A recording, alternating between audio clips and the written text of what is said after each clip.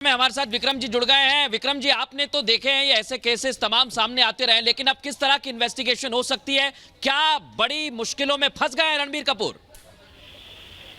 देखिए, अगर ईडी ने समन भेजा है, इसका मतलब prevention of money laundering act यानी PMLA के अंतर्गत है, जिसमें मिनिमम धनराशि 1 करोड़ होती है। ये मिनिमम है, लेकिन इसके ऊपर 1 करोड़ से ऊपर की धनराशि होती है।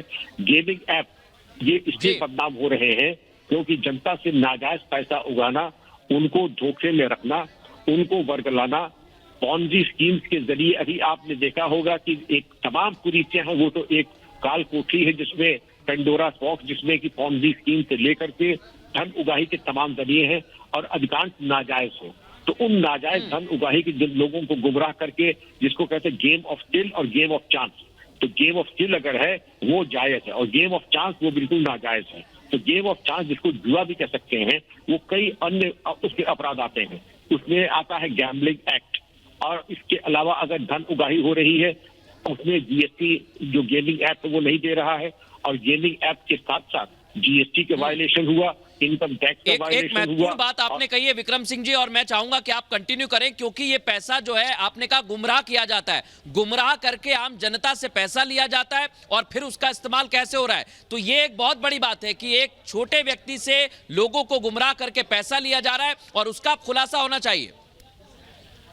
10-10 रुपए से लेकर के 100-100 रुपए तक के गेम ऑफ चांस लगाने वाले ये सोचते हैं, देखिए ये जीत गए, ये जीत गए, ये जीत गए। उनके यूट्यूब पे अगर आप जाएं तो जीतने वालों के बड़े क्लिप, लेकिन जो हारने वाले हैं, सुसाइड करने वाले हैं, उनका कहीं कुछ चर्चा नहीं होती है। ये एक त्रासदी है। मैं चाहूंगा अपने युवाओं को बचाएं, और यही नहीं कि गेम ऑफ स्किल और गेम ऑफ चांस मैं कहना नहीं चाहता हूं, लेकिन नाना प्रकार के प्रलोभन दे करके लोगों को वर्गला करके पैसे खींचना, धन उगाही का काम चलता है, जिसके बारे में ईडी और पुलिस को बहुत जागरूक रहना चाहिए। जो अवैधानिक ऐप्स हैं, सर आपसे ये भी समझना चाहेंगे, क्योंकि ये कहा जा रहा है महादेव गेमिंग ऐप को इंडोर्स करते थे अभिनेता रणबीर कपूर, और जो पैसा उन्हें एक मोटी रकम दी गई है इसके एवज में, जो ये पैसा मिला है वो पैसा क्राइम का था। तो इसमें किस तरीके की कार्रवाई हो सकती है और कितनी मुश्किलें यहाँ रणबीर कपूर की और बढ़ेंगी? अब ये बहुत बड़ा एक अपराध है। अपराध यूं भी है क्योंकि अगर क्राइम का पैसा महादेव ऐप के जरिए किसी के पास भी पहुंचता है, पहली चीज एक तो करेला उस पर से नीम चढ़ा। पहला एक तो अपराध का पैसा, दूसरा नाजायज, और तीसरा जिसकी अकाउंटिंग ना हो वो जिसके पास भी पहुंच रहा है, तो ईडी का हस्तक्षेप एक अनिवार्यता हो जाती है, विकल्प नहीं है। ईडी का हस्तक्षेप एक अनिवार्यता होती है।